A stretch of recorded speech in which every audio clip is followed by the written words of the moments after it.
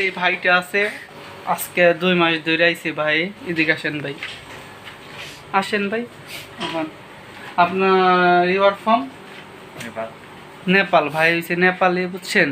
আমি হয়েছি বাঙালি। ভাইও নতুন, ভাইও নিউ, আনা নিউ, দুজনই নিউ।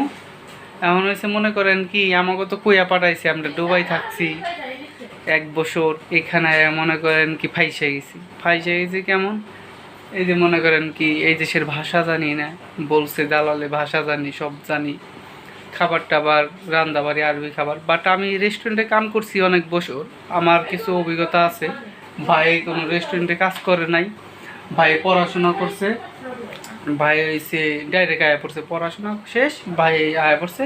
বাট বাইরে তো বইলা আনছে সব রান্দাবাড়ি, ওয়ার্ক কমপ্লিট বলতে আছে, সব বইলে নিয়েছে। এখন তো কুফিলায় দেখে রান্দা পারে না, মনে করেন কি ঝামেলা হয়ে গেছে, সমস্যা।